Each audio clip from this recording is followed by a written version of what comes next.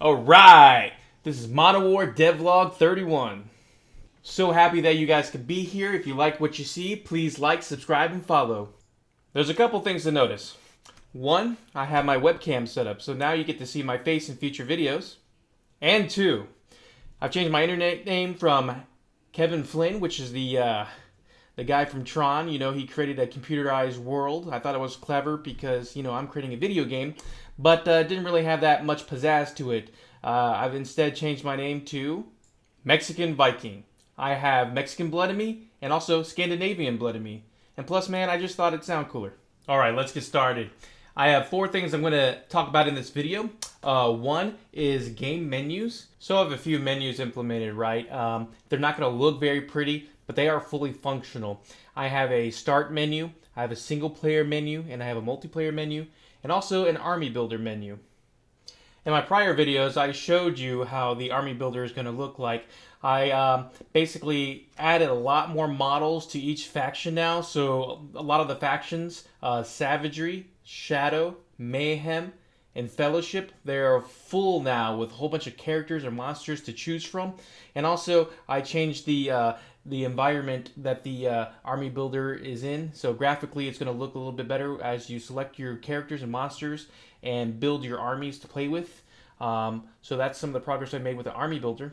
I've also added functionality where you can choose which scenic base you want to place your monsters on. Like right now on my screen, you have the kind of like the sand base that the orcs are on. I have added a number of different bases you can choose from, and going forward, you're going to be able to choose a lot more. Also, I've added the functionality where you can choose which dice you want to play with. So I have a lot of new dice that you can choose from, a lot of different skins that the dice have. So I'm going to be adding a story mode to my game as well. So you're going to learn a lot more about the background and lore about Modern War.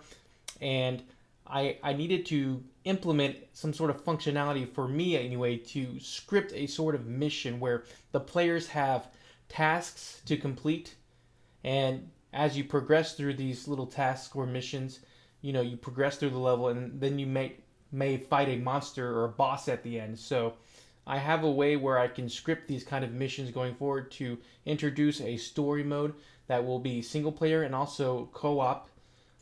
Then I'm going to end my video with just a quick test that ensures that multiplayer is still working correctly. I've added tons of new monsters, new factions, new dice, new bases that you can choose from, and I want to make sure that all that stuff still works when you're playing multiplayer.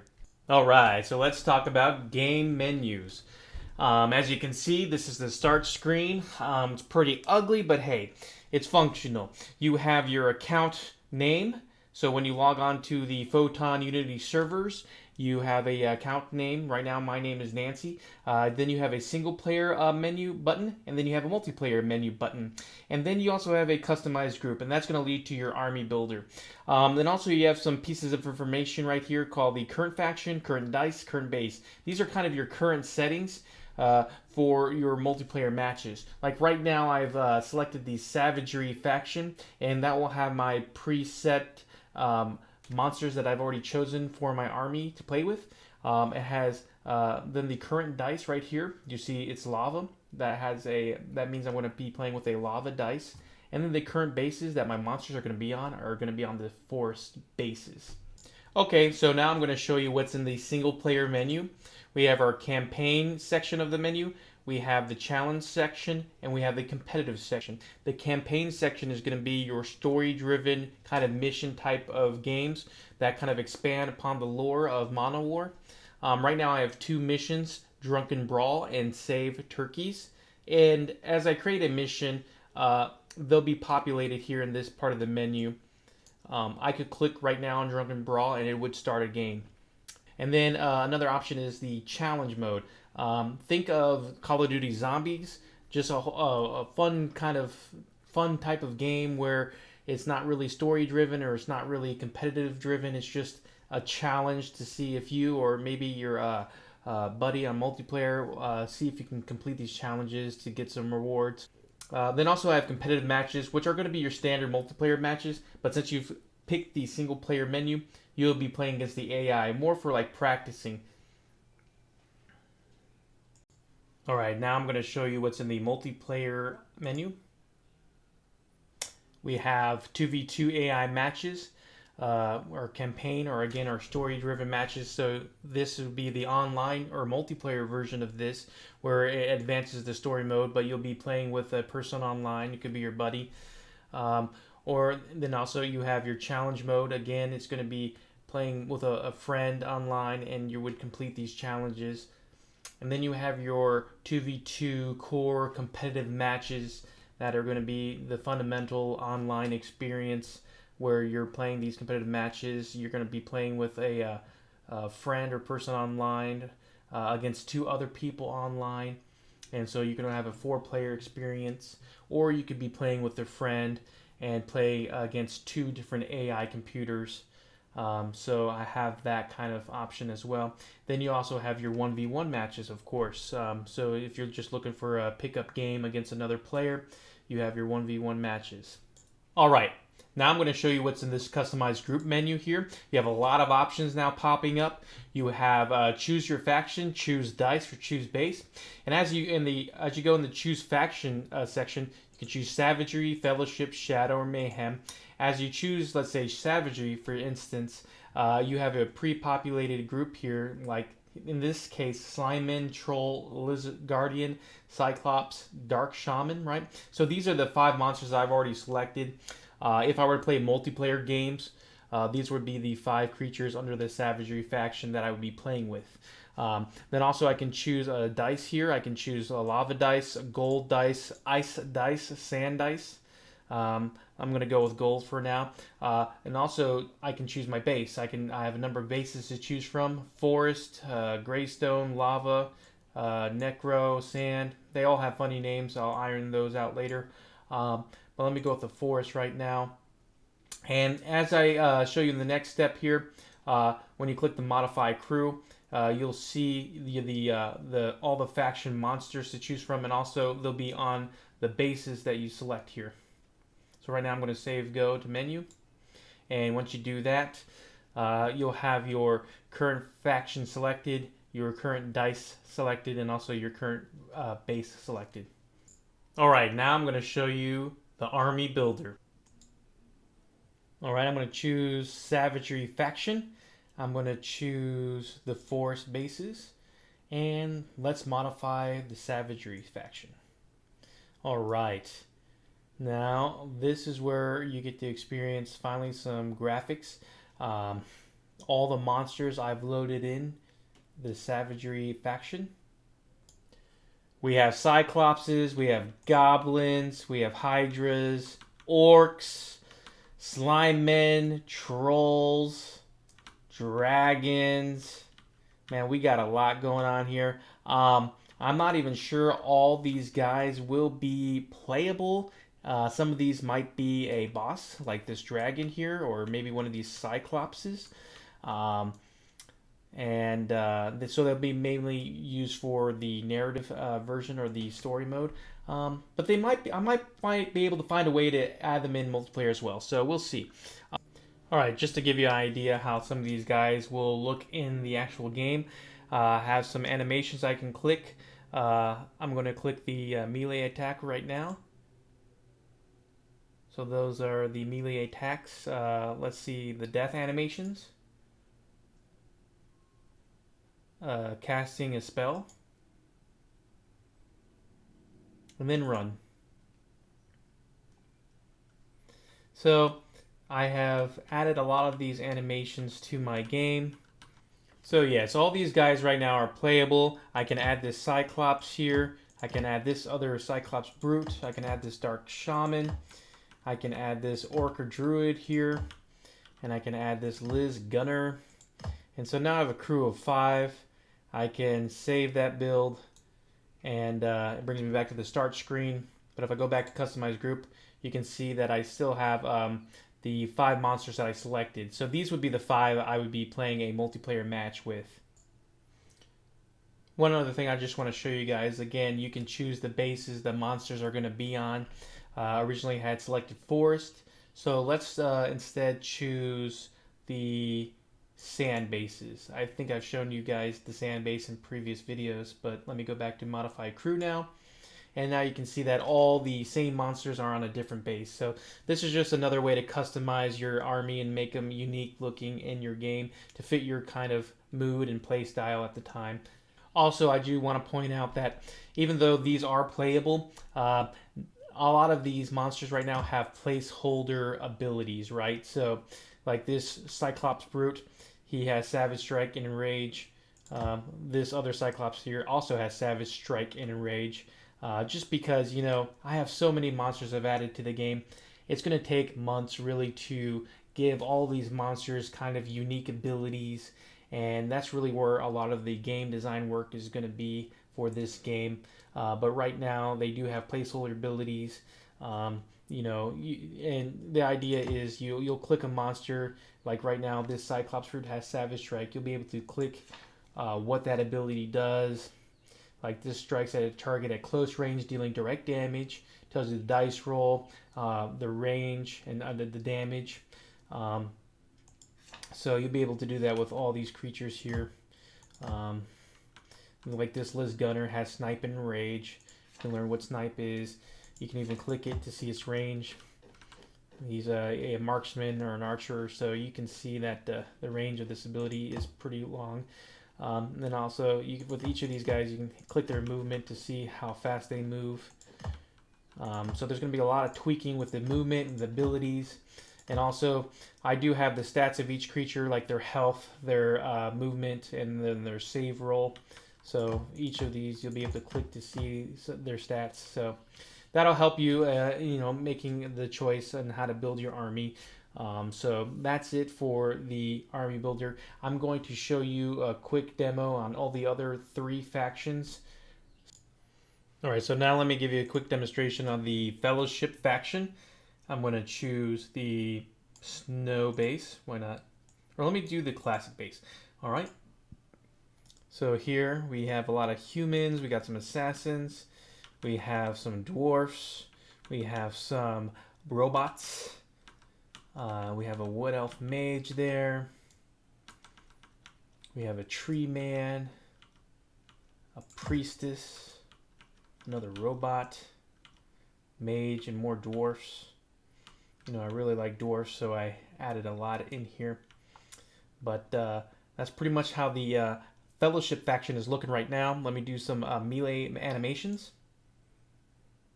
I'm going to do a death animation. I'm going to do a cast animation. I'm going to do a run animation. So this is what we're looking at right now. Alright, so now I'm going to show you the Shadow faction. Let's give them the Necro bases. Why not? Seems perfectly fitting. Alright. So some things off the bat. You got this Mace Shadow guy. You got this Bone Golem. You got this big badass Grim Reaper looking motherfucker right here. Necromancer. Skeleton Mage. Vampires. Werewolves. More mages. A Bone Dragon. Ghosts. Got a lot going on with this Shadow faction here. Let's do a quick melee animation. Alright, let's do a death animation. Let's do a cast animation. Let's do a run animation. Alright, Mr. Jack-o'-lantern, like him. So that's it for the Shadow faction. Alright, the Mayhem faction. Let's give them the lava bases. Perfectly fitting, right? Let's modify the crew there. Boom. Got a lot of demons. A lot of golems. Demonic spirits. Little goat men. Gargoyles. Devil dragons. Little demon knights. My favorite is the mushroom. Look at this motherfucker. I gotta work on their animations. Their idle animation looks to be bugged out. A little freak right there. Another kind of alien mushroom thing. But I got a lot going on with this Mayhem faction as well. Let's do a quick melee animation. Alright, let's do a death animation.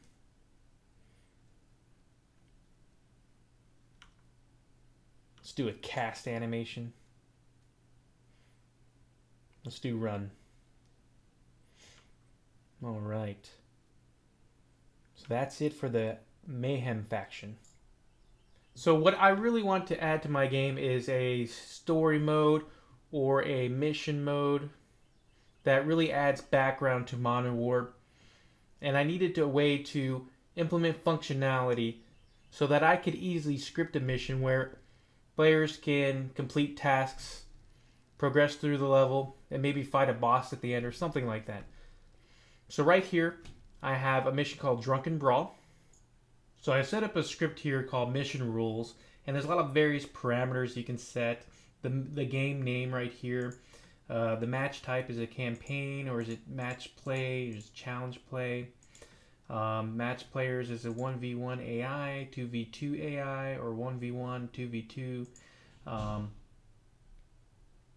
You give it the map name. You can give it a losing condition, right? If one of your player or monsters dies, you might lose the match.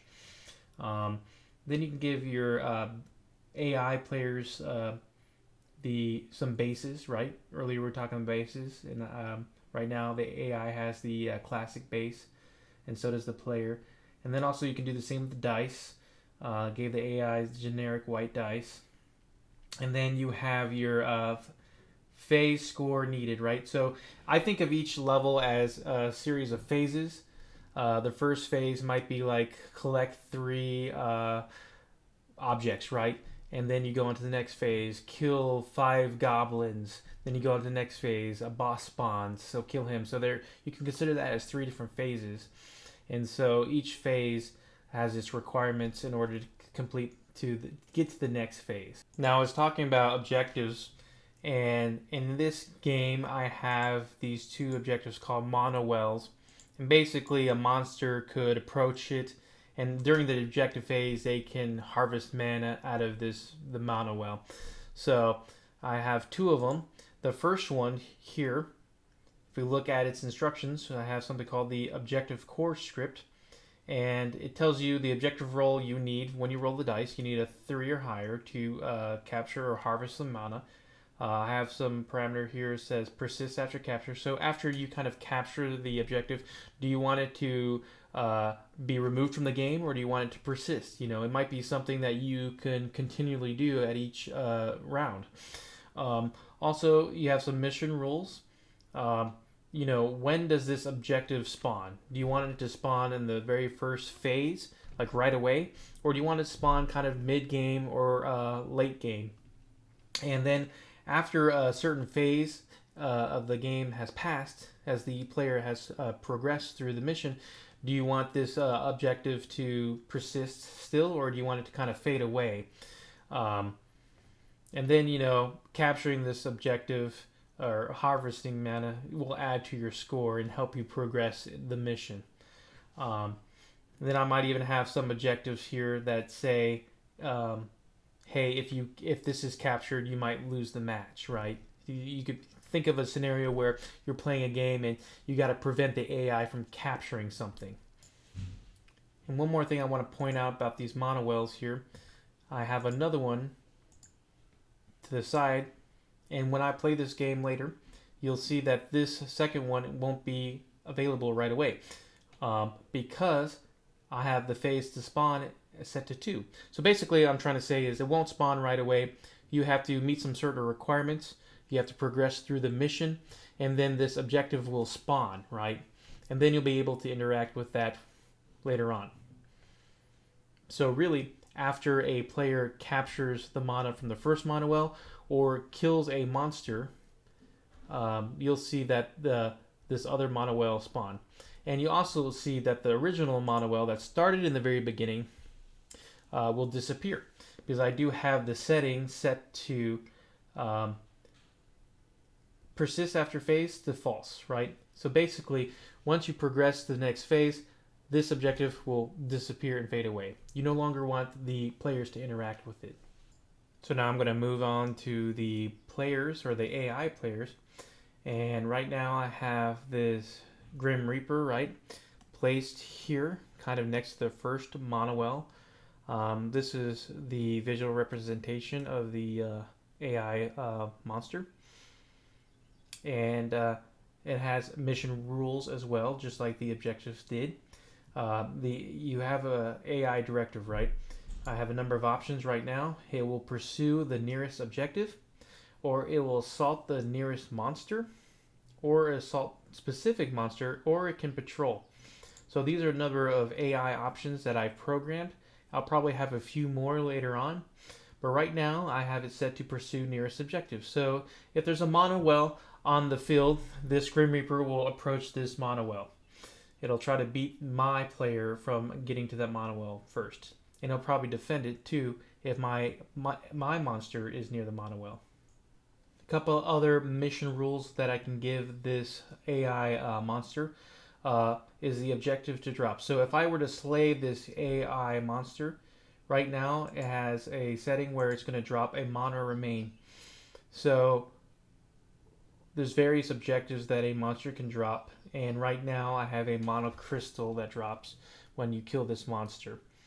And you can get some victory points or score points by capturing this mana crystal. That's what I have right now, but the sky's the limit really with what I could have the monsters drop. It's just going to take some time to program different droppable objectives. A couple other things I have is phase to spawn. I have it set to 1, so that basically says, hey, this monster will spawn immediately right when the game starts. But I could also have a monster start mid-game or even late game. For instance, if I have a boss monster, I'm probably going to want that to spawn near the end. Another setting I have is persist after phase. So again, let's say you have a whole bunch of henchmen running around, and let's say you didn't kill them all, but you're now near the end where you're fighting the boss. You could design it where you have those henchmen vanish, and now everybody just focuses on fighting that boss. Or alternatively, you can have those henchmen persist because you didn't kill them, and you could have to also fight the boss at the same time. It's all up to however I feel like designing the mission, but I do have that functionality where I can make the monsters vanish as the player progresses further along in the mission. And then I also have a feature where death loses a mission. Like, for some reason, if you have the monster die, you'll lose the mission. That's probably mainly going to be for the player, really, and not the AI. Let me go into the player one. And so, one more thing I want to point out here is that I could move this base anywhere on the field, and this is where the monster was spawned. It's hard to tell right now in the view I'm showing you, but I can superimpose what I'm showing you onto an actual map, so I'll actually know where these monsters will be placed on in relation to the map. But just know that I could just move this base anywhere I wanted to, and then that's where the AI would spawn. And one thing I've added to as well is that all I have to do is change the name of this object right here, and that will be the particular monster that spawns. So I have it as shadow_Grim Reaper. So that's going to say, hey, the Grim Reaper is going to spawn right now at this position at phase 1. Now I'm going to go into the player monsters. Right now I have a Fellowship Dwarf Hunter that's going to spawn. And you don't really need to place this anywhere on the map because player monsters are going to be deployed by the player in the deployment zone. So unlike the AI, where I need to know kind of where they are going to be on the map at any point in time, the player monsters, have free reign, and in the very beginning, the players are going to deploy them in the deployment zone. And so the player monsters also have some mission rules to follow. And that's really, they might have some objectives to drop if they were to die. Phase to spawn is always going to be in the very beginning, right? You want all your, well, not necessarily. I might have some friendly monsters spawn mid-game or late game. But in the beginning, you're going to have some monsters spawn. And most importantly, I might have a setting where the death of your character might trigger the loss of a mission, right? Because I might design a mission where you want to really protect one of your monsters and make that monster live till the end of the mission. And if you were to die any time between then, you'll lose the mission. So that's a feature I have. So how this is all going to play out is when I select Drunken Brawl to play, you'll have one Mono-Well spawn, you'll have the Grim Reaper spawn, and then I'll have my Dwarf Hunter that I'll place anywhere in my deployment zone. I'll try to either kill the Grim Reaper and harvest the Mono Crystal that it spawns, or I'll just go up to the Mono-Well in the very middle and try to harvest that. If I just harvest anything, it'll progress to the next phase of the mission, and in which you'll see then the Mono-Well in the middle disappear, and you'll see a Mono-Well in the back appear. And so that just signifies that I'm in the next part of the mission. So there's really, all this allows me to have the fundamentals to script, tons of different missions. I can build this any way I want to. I can make games that are really objective driven, where you need to capture these many objectives, or I could have it really monster killing driven, slayer driven, where you just got to slaughter tons of different monsters and harvest their Mono Crystals. There's many things I can do with this, and this will all be a story driven kind of game where I will again expand the background of Mono War. Alright, so now I'm going to show you how all this is going to play out. Single player campaign, Drunken Brawl. Alright, so now you see the Grim Reaper, right? Spawn right where it should be. Grabbing the Dwarf Hunter. Going to deploy this in my deployment zone. Deployed. Now it's the movement phase. Going to move my Dwarf Hunter toward the Mono-Well.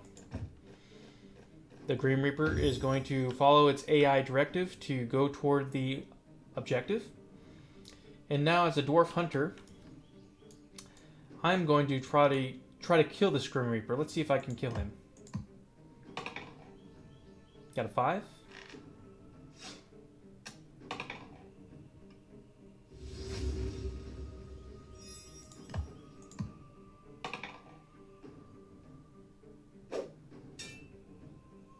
Cool, I killed him. Now remember, all these abilities that I have in the Grim Reaper apps are just placeholder abilities. I have to do a lot more fine tuning on what these monsters are actually going to be able to do, but that's going to take months to do. Okay, so now it's objective phase. The Grim Reaper dropped a Mono Crystal, and I can try to grab the Mono-Well, harvest it. If I harvest it, success, right? So the Mono-Well disappeared, and then the new Mono-Well appeared. And so I could do a lot with this, like I was saying earlier. I could have it where additional enemy monsters spawn. I could have it where additional objectives spawn. And there could be many phases to progress throughout the mission.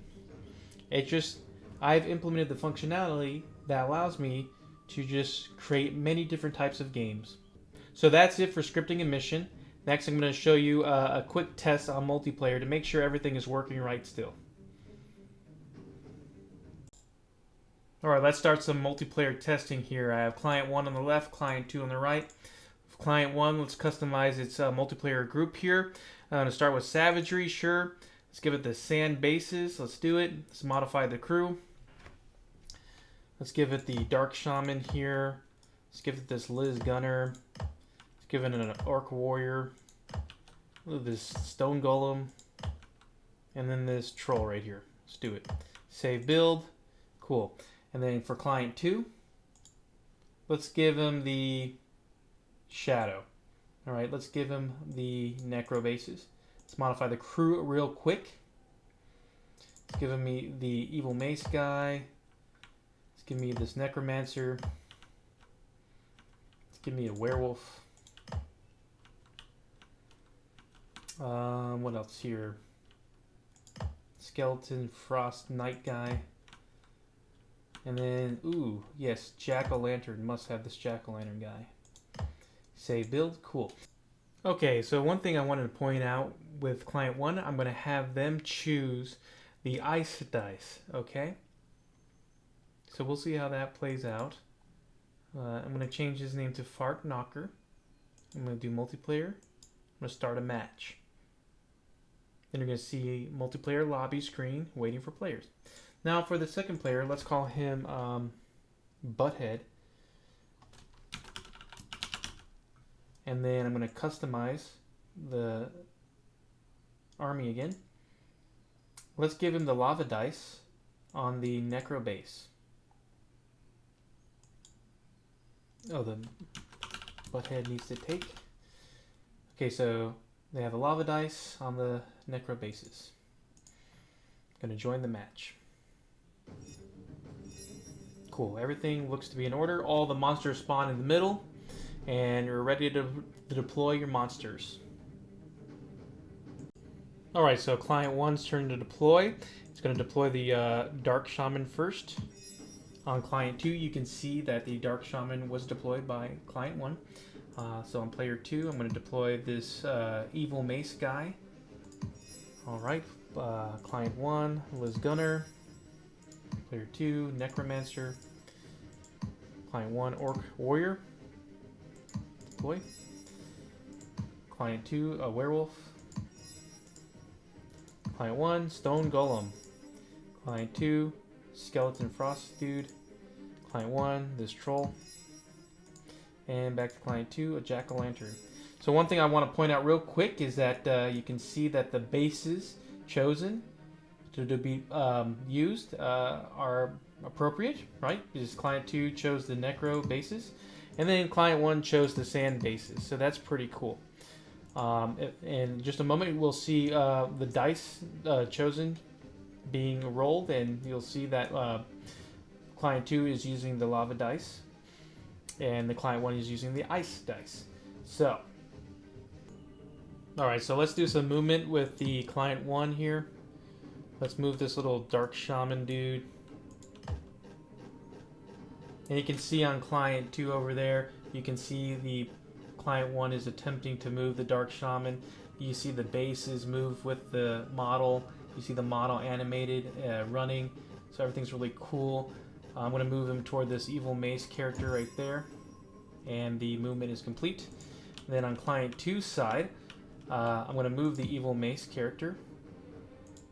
And again, you're going to see it on client 1 over here. That's pretty cool. Just going to move it right next to the Dark Shaman again. And I'm going to keep it simple, so I'm going to end the movement phase for now on both clients. And then we'll go straight to the ability phase. Alright, so this is ability phase. For client 1, I'm going to click this little Dark Shaman here. And he's going to do Savage Strike against this Evil Mace character. Let's see if he gets it off. Anything but a 1. You can see the ice dice right there. So that confirms that the ice dice is working. When the player selects the ice dice, it properly works, and you can see it on both clients. So that was cool. And so client 2 is going to attack again with his Evil Mace guy. He's going to do Savage Strike against the Dark Shaman. Now client 2 chose the lava dice, so let's see if the lava dice appears on both clients as intended. See, lava dice both got a 5, and it attacks. So it seems like everything is working properly, right? You got all the player preferences being applied. You got the dice that was chosen, the bases, the monsters that the player selected. They're all working, and they're all working on both the client side and also the network, right? The other client playing gets to see what was chosen, and everything's interacting properly. Movement's still working properly. Abilities are still working properly. So this is very good news. So this is pretty cool. This is really all I have to show for right now as far as multiplayer testing. Hey everyone, I hope you've enjoyed this video so far. If you like what you see, please like and subscribe. I do have a number of future videos I'm going to be working on. I just want to say that I've quit my job, so I plan on doing this full time, so hopefully my videos will be better, and also I can make a lot more progress on my game. I've also created my own LLC, so I'm planning on probably creating another video kind of describing the steps in my process and creating an LLC and what my plans are for that. Also, I need to create a video on just a project roadmap, kind of my timeline on all the milestones that I plan on achieving throughout the rest of this year for this video game. And also, I'm probably going to put another video out there on why I'm probably not going to be using Steam to put my game on, or even like Google Play or even the Xbox App Store. So I'm probably leaning towards something more like itch.io, and there's many reasons why I'm going to do that. But I got a lot of videos coming up, so again, stay tuned. One more thing. I want your feedback, guys. I'm trying my best to build community. I want participation. Please comment below expressing your thoughts or ideas. I'll be glad to hear them. Definitely in the beginning stages of my game, but I want to do my best to build a community because there's going to be a point where I'm going to have my game ready to play, at least kind of like in a beta test version. I'm going to need people to participate and play and give me feedback. And that's coming down the road. I would love for you guys to be the first people to experience this game and help provide your insight and whatever helpful advice you might have.